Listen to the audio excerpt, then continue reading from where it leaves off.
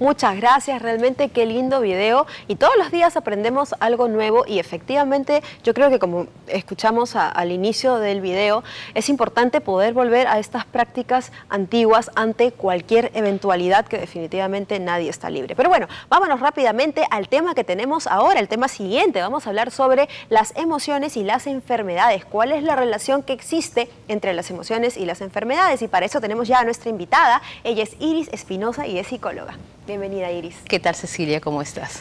Bien, feliz de tenerte nuevamente aquí en el programa. Y bueno, vamos a hablar rápidamente de cuál es la relación entre las emociones, nuestras emociones y las enfermedades. La relación pasa básicamente porque no hay una desconexión de la parte material, de la parte emocional y las formas de pensamiento. Entonces, digamos que así como la gente decía, dime con quién andas y te diré quién eres, esta máxima dice, dime qué piensas, qué sientes y te diré de qué te puedes enfermar. Wow. Entonces, si quisiéramos citar dos elementos importantes que validan justamente esta teoría, podemos hablar de los neurotransmisores que ligan el pensamiento, la emoción y las hormonas que ligan la parte emocional con la parte física a través de sus efectos en el sistema inmune. Entonces esto funciona así, Cecilia. Imagínate un granito de arena que lo empujas y golpea una bolita de billar. Y la bolita de billar, al ser empujada por el grano de arena, golpea una pelota de playa. El granito de arena es el sentimiento. La pelotita de billar son justamente las emociones y las hormonas. Y la pelota de playa vienen a ser el sistema inmune. Entonces, ¿qué sucede? En esta relación, tanto la Organización Mundial de la Salud hoy en día, como en antaño, culturas como los chinos, como los hindús, han establecido siempre que existe una relación entre la enfermedad que uno va a tener y el perfil de personalidad. La máxima más conocida, hombre que reniega mal del hígado. Entonces, en el trabajo, eres un hígado, hermano. Ya la gente capta de manera natural cómo es que de alguna manera hay un tipo de emoción que afecta a un órgano. Incluso antes en psicología, ¿no?, nos enseñaban que habían los tipos, el tipo pícnico, ¿no?, sí, que era el gordito, ¿no? Y también el tipo sanguíneo, por ejemplo, que era la persona como que, ¿no?, que más colérica, más temperamental, sí, ¿no? Exactamente. Esto también evidentemente lleva a un tipo de manifestación de las emociones, por lo tanto a un tipo de posibles enfermedades que podía tener. Hipócrates hablaba de los famosos humores y en general en Occidente, en Oriente y en las diversas culturas, siempre de alguna manera cuando ha habido una visión unificada se ve. Por ejemplo, hay algo interesante, ¿no? Enfermedades como el cáncer. No es casual que las personas que atraviesan por largos periodos de tristeza y que de pronto no los verbalizan y que es un dolor muy interno, se ve afectado de cáncer al estómago. O de pronto una persona que ha guardado profundos resentimientos a lo largo de su vida durante 5 o 10 años, de pronto comienza a desarrollar enfermedades a los huesos. Artrosis, artritis, ¿no?, enfermedades óseas muy vinculadas justamente a los resentimientos. Ahora, en este caso, tú lo que recomiendas es que uno debería expresar sus emociones, tener un control de las emociones. ¿Qué debería uno hacer? Porque además hay muchos postulados, ¿no? Claro. Hay personas que dicen, o textos que dicen que las emociones deben expresarse y deben dejarse ir, dejar salir las emociones. Pero hay otras personas o otros textos que dicen, no, control de emociones. Entonces, entre esos puntos, ¿en dónde nos debemos situar? ¿Qué es lo que debemos hacer? ¿Cuál sería el correcto manejo? Hay que armonizar justamente los dos enfoques. ¿En qué sentido? Hay que recordar que el sentimiento obedece a una forma de pensamiento. Entonces, si yo quiero cambiar el sentimiento de una persona, lo primero que he de buscar es cuál es la forma de pensamiento que genera ese resentimiento. De pronto yo estoy resentida, no sé, pues con mi mamá, porque considero que mi mamá no me dio las oportunidades para estudiar. Y entonces, hay una forma de pensamiento. Si yo ayudo a esta persona a darme cuenta de que los seres humanos tienen límites y que más allá de lo que hicieron no pudieron haber hecho, entonces yo estoy regulando la emoción.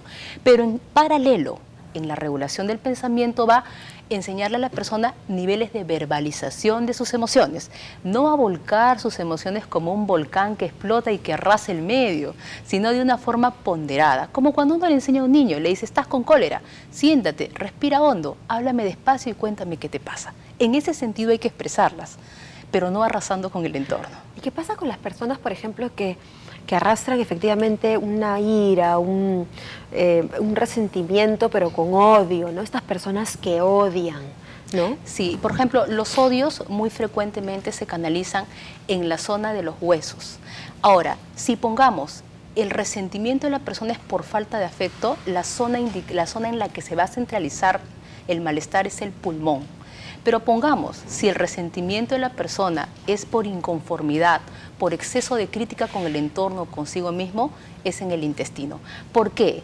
La gente me dice, pero ¿cómo se establece esa relación? Porque hay una relación analógica entre la función que cumple el órgano y la función emocional, la función que cumple una emoción en el individuo. Ejemplo, el estómago.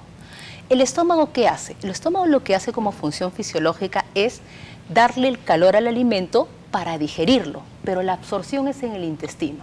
Digamos que el estómago da el calor para que el alimento se digiera.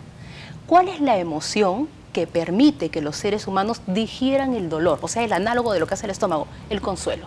Las personas que carecen de capacidad de consolar a otros y de autoconsolarse, por tanto, que son personas que dicen, ya, es un problema, esto es lógico, no lo puedo resolver, ya, se acabó, otra cosa. Son personas que tienen mucha dificultad para poder digerir su dolor. Entonces son personas que de pronto tú no las ves externamente afectadas por el malestar, por la muerte, pero inmediatamente se les afecta el estómago. Sí, siempre tienen malestares estomacales. Estomacales. O te doy otro ejemplo, ¿no? El intestino. ¿Qué función cumple el intestino en el cuerpo humano? El intestino es el analítico. El intestino lo que hace es, ven acá tu sustancia, tú tienes esto, no tienes esto, tú aquello, tú vas para acá. Es el crítico del cuerpo, es el que dice, a ti tú tienes esto y a ti te falta lo otro. Análogamente, es el que recicla. Es el que exactamente recicla. ¿Cuál es la emoción que genera la misma función que el intestino? La crítica. Las personas muy autocríticas y críticas con las demás, las que siempre ven los errores, los defectos. Te falta esto, está mal tu pelo, lo hiciste demasiado lento, lo hiciste muy rápido, lo hiciste mal, te falta aquello. Son personas que van a padecer probablemente de todo lo que es el sistema digestivo en la parte intestinal. Y así, por ejemplo, hablemos del tema creatividad, el tema de la creación, la capacidad de expresarse, de crear. ¿Cuál es el órgano del cuerpo, Cecilia, que crea? La parte justamente genital. Es la parte que por excelencia cumple la función creadora. Las personas que tienen mucha tristeza por no haber tenido hijos, han tenido dificultades profundas con los hijos, o sienten que no han expresado todo su potencial afectivo, suelen tener problemas en las zonas genitales. Wow. Ya el detalle de si es tumor, de si es sangrado, esto ya depende de ciertas características emocionales. Y del desarrollo. Entonces, también. En realidad, uno siempre tiene que establecer una relación entre esa parte del cuerpo, qué función cumple y cuál es el análogo emocional. Los chinos sabían eso, por eso utilizaban la acupuntura. Decían el punto de la tristeza, el punto de la ansiedad, el punto de la cólera, el punto del odio, el punto del deseo.